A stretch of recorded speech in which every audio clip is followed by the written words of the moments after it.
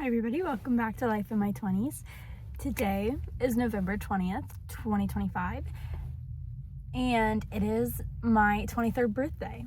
One of my first episodes of this video diary in 2023 would have been, or 2022, was everything I learned in my 21st year. Oh, I guess that was last year. Wait, I'm getting myself confused.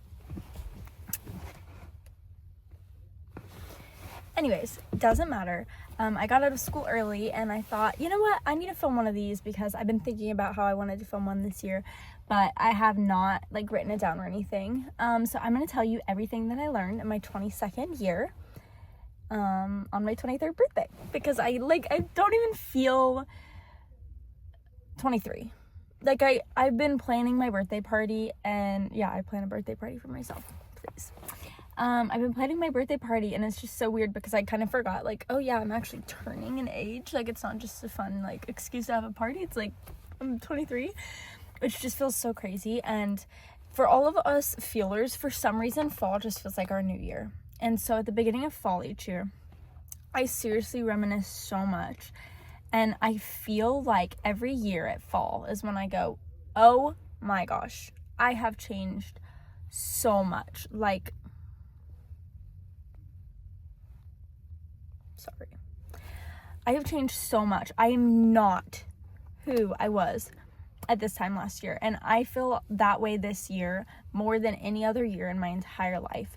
My 22nd year has been the most transformative year I've had in a long time. One of those reasons being it was the first year I was actually healthy after 8.5 years of chronic illness. I started healing. I went to a kinesiologist in 2023. And this was the first year, 2025, that I felt like I actually was capable of having the choice to live. Because for 8 years, I was just trying to be able to get out of bed in the morning. I was trying to be healthy enough. And now it's I have the world at my fingertips, and I, don't even know what to do with it. Also, look at my cute shoes. Hold on, let me just take them off and show you. That's my shoe insert. Don't let it ruin the vibe. Look at my cute shoes. I thrifted these the other day. And they're a red velvet. I don't know where they're from. They look I don't know. They look special. And they had a bunch of different colors. So someone definitely donated them together. Anyways, this is everything that I've learned. I hope this is a good spot for this. This is the fit. Hopefully this will stay. This is everything that I've learned in my 22nd year. Everything I can remember right now. First thing I learned. Well, this is the thing that's been really hitting me lately. Really hard. Is that it is very exhausting putting up a front for people that is not actually you. And you don't owe it to anybody to be who they would want you to be. For so much of my life, I have asked myself, who does this person want me to be? And I've presented myself to that person that way. The way that I think I should be for them. Not the way that I am. The way I think I should be. And I don't know what it was this year that just clicked for me. Maybe it's that I had the energy to be myself. That sounds crazy, but if you've been chronically ill, you know it takes your whole identity from you because you don't even have the energy to figure out who you are, especially at a young age, especially in your 20s. And nobody is entitled to a fake version of you. You do not have to be anything for anybody. And I don't mean that in a way that you don't owe people around you anything, because I don't think that's true. I think we absolutely owe people around us kindness and generosity, and that's part of my values in my life. I do think we owe other humans things. I do think we should go out of our way for other people. But as a chronic people pleaser, winding that back a little bit and saying I don't always have to go out of my way. Sometimes I can give the bare minimum instead of everything I have to give, and that's still okay. Because for so long I would go to my wit's end for other people, but to the point where there was nothing left for me. There was nothing left for my mental health and my physical health and my well-being. I just gave and gave and gave to other people, especially when I was sick and I didn't have a lot to give. So learning that, like, it's okay if sometimes that's not the case. Like, sometimes you do have to put yourself first, is a big thing I have learned. And that also with friendships. I've learned so much about friendships this year, and that we get to choose who we surround ourselves with. And not only that we get to choose, but it is so important who you choose to surround yourself with. If you choose to surround yourself with negative people who want to be miserable, you're going to be negative and you're going to be miserable and you're never going to be happy. And I was just talking to Cam yesterday, and we were talking about, like, living a long life. And I said, genuinely, I think people that die younger, what did I say? I think the people that live the longest and stay the healthiest are the people that take life as it is, and they don't say, this sucks and I'm miserable and blah, blah, blah, but they enjoy life the best that they can, and they are the best person that they feel like they can be, and they don't look for bad, but they look for good. That's the key. Don't look for bad, look for good. I naturally have an instinct to pick out bad parts and critique everything around me. And I am learning to not to do that. We don't have to critique people. Everyone in life is at a different spot. And I think also accepting that, like, not everyone is in the same place in life that you are, and that's okay. And you can also still be friends and still get along with people that are in a different stage than you. But back to my original point, when people that maybe are at a different stage than you, or whatever the case may be, have a negative mindset or have different priorities, it starts affecting your values and your priorities. That's when it becomes an issue. And I've learned that sometimes the hardest things are the most worthwhile. And I think it's really easy to start something and want to quit as soon as we, like, hit a roadblock, or as soon as we experience the pain of it or the struggle of it. But I really found something about pushing through the hard. This year in January, I started design school. I'm in my second semester. I have 3 semesters left. It is hard, but I am so proud of myself. I decided about this time last year, actually, it was pretty late, going into the spring semester, that being an interior designer was something I always wanted to do, and I should just go for it. So I went for it. I had to study really, really hard to pass the math qual so that I could get into school. And I am not good at math. I'm good at math. I'm not good at algebra and that sort of thing. And I got a 57 score out of 56 that was required. Out of 100. It was a really hard test, and most people don't do good. But I pass, is my point. By 1 point I passed, or by 1 percentage.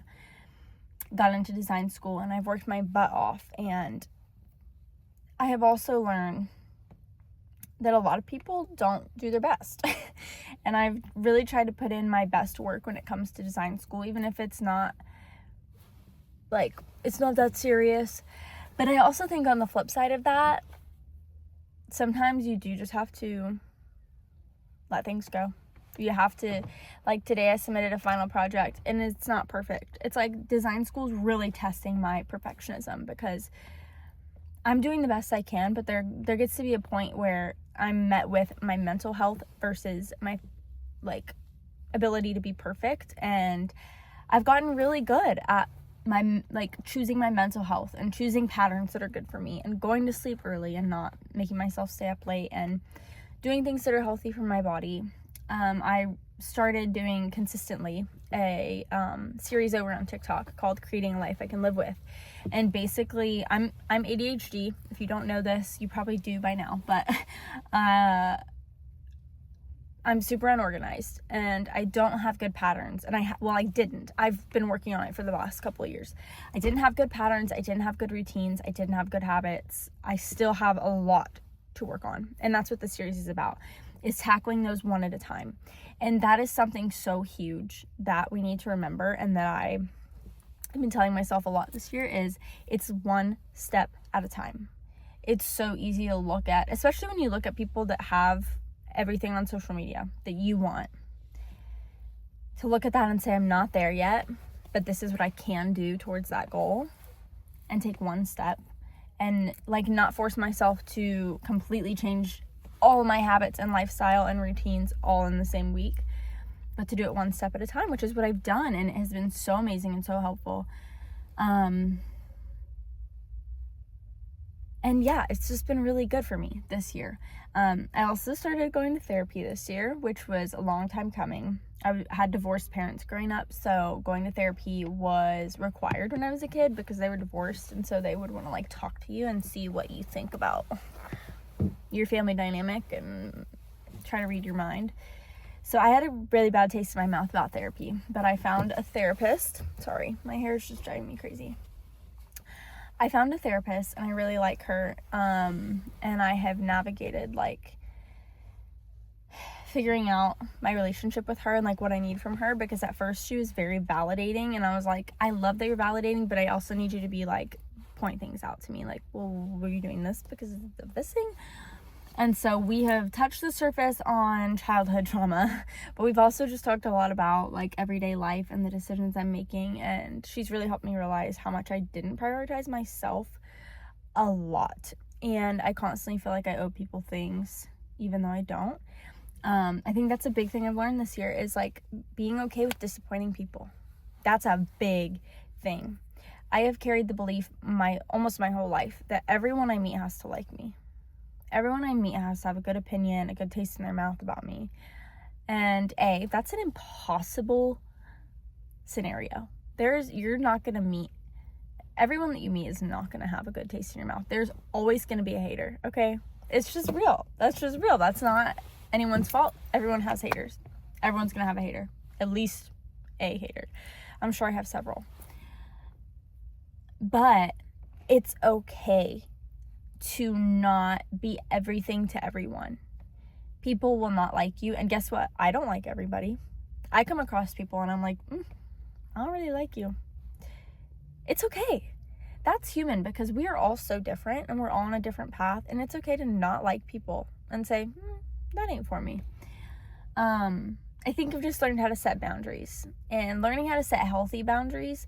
I think people have unhealthy boundaries in the way that they make everything a boundary when they're actually just isolating themselves and being lazy in their relationships. But I digress. That's just something I've noticed, and I don't want to be one of those people that is lazy in their relationships. I feel like this year I have found a lot more intentional relationships, which took a lot of intention on my part and still does, but learning how to have consistency, and also learning that you're not gonna have to beg. So like the people that are right for you, you're not gonna have to beg them to show up for you. You're not gonna have to beg them for encouragement. You're not gonna have to beg them for the bare minimum in a friendship.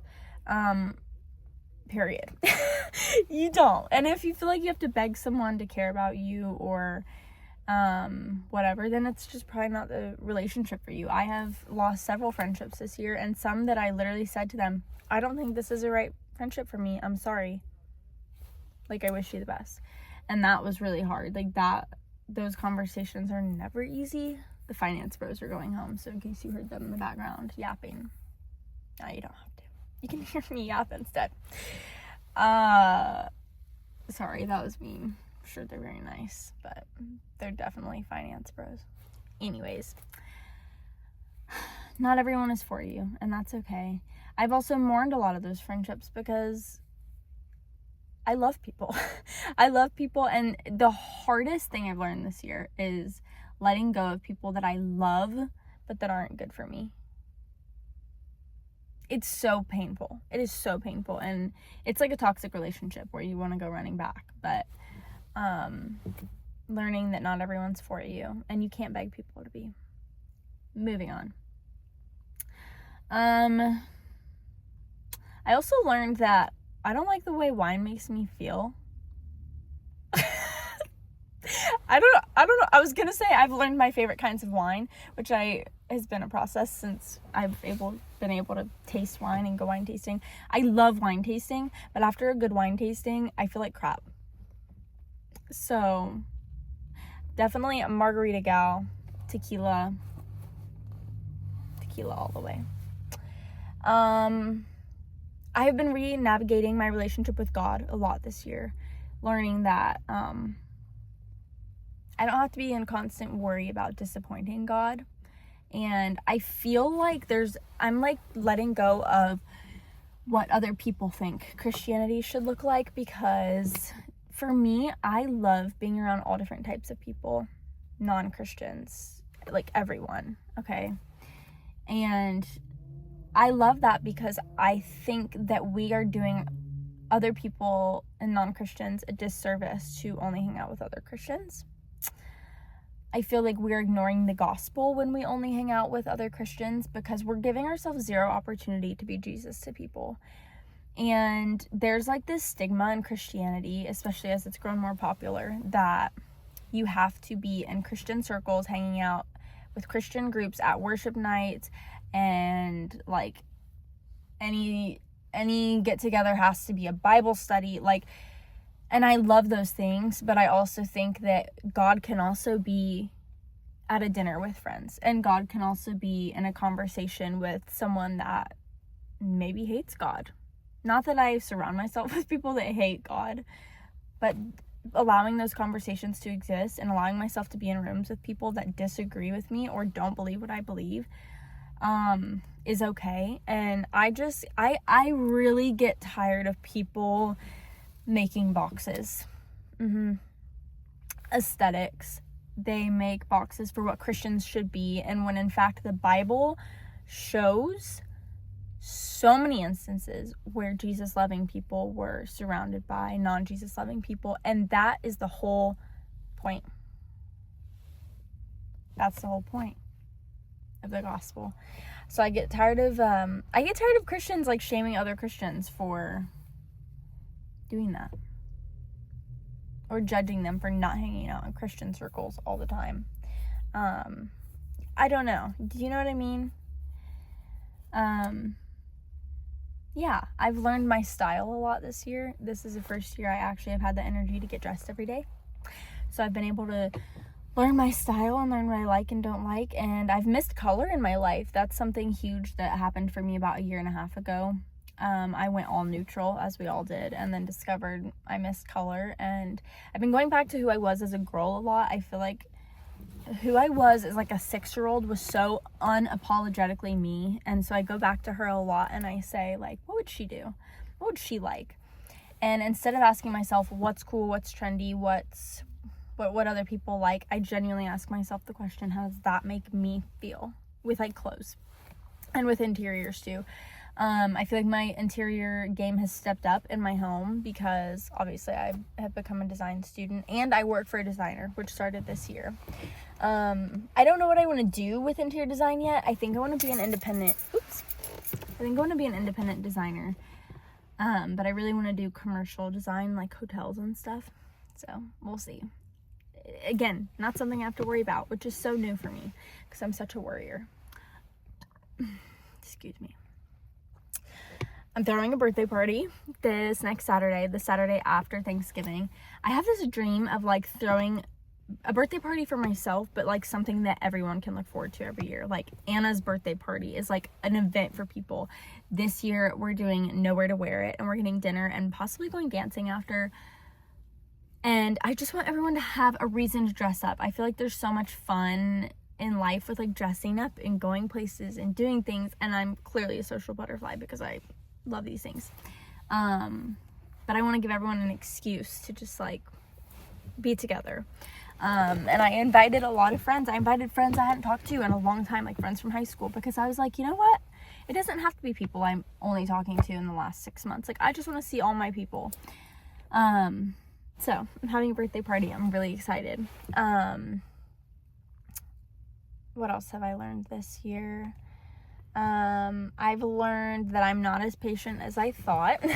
I have really struggled, especially in my marriage, to be patient and understanding, and it's really easy in marriage to revert to selfishness, to only see things from your point of view, to only look at how they're not loving me and what they're not doing for me instead of, well, how am I loving them?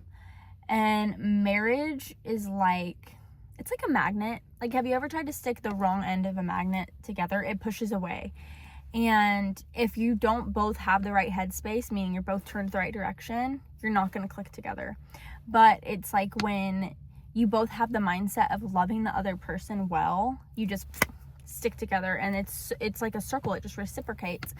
Because I feel like a lot of things that I was complaining about before in our marriage were things that were cause of my selfishness. Like, I was being selfish and noticing those things, and then I wasn't loving him well, and then he stopped loving me well because I wasn't loving him well.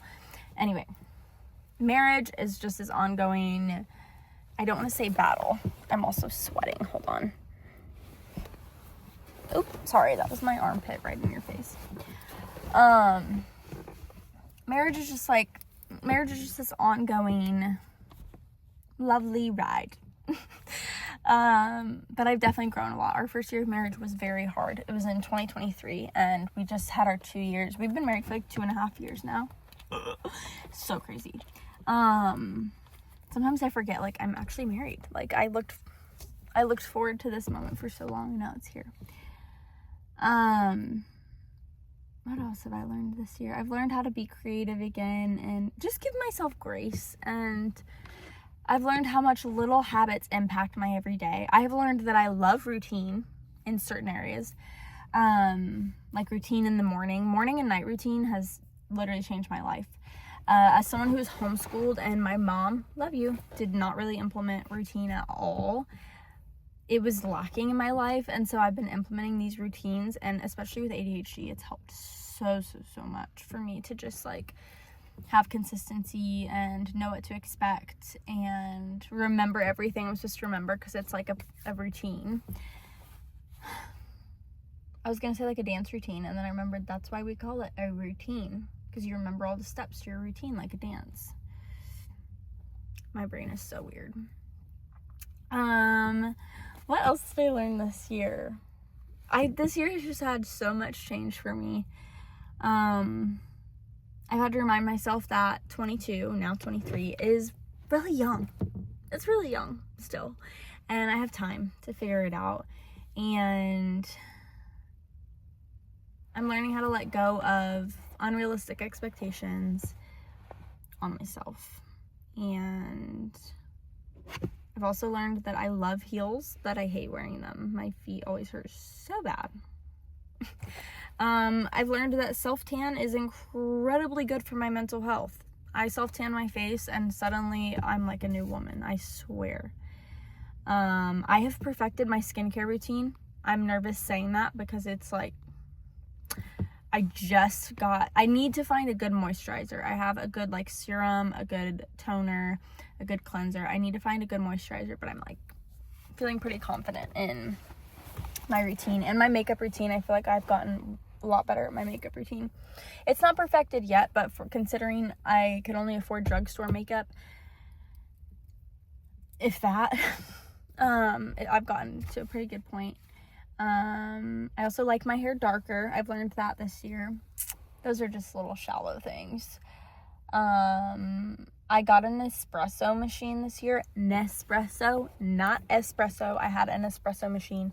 It was a lot to handle. It was too much for me. Nespresso, where you press the button and it makes you espresso. Yep, that's me. Love it. I love it so much. My favorite recipe this year, Mongolian beef and noodles. It's a recipe that's like ginger, soy sauce, brown sugar, green onion, sesame oil. But instead of ginger, I didn't have ginger the first time I made it. So I used curry powder because I was like, curry powder has ginger, and I've never made it different. It's so good with curry powder. Music, I've been listening to a lot of stuff I used to listen to that I like forgot about. I cannot even believe Olivia Dean blew up this year. She's been one of my favorite artists for so long. And when I would say her name, people were like, who? Love her so much. Madison Ryan Ward. I love oldies. I wasn't prepared for this. I don't know why I'm sharing, because I was not prepared. I love Billy Joel. That type of crowd. Alternative, indie music. I don't know.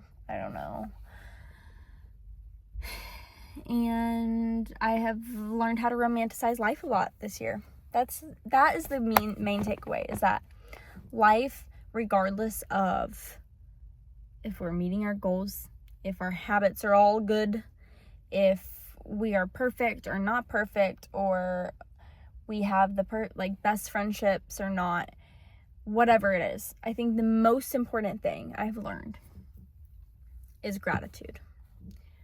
Especially after being sick and now I'm healthy. God gave me the ability to get out of bed, and that is a huge blessing. God has given me a home, to make a home, to cook food in. I have dirty dishes because I had food to eat on them.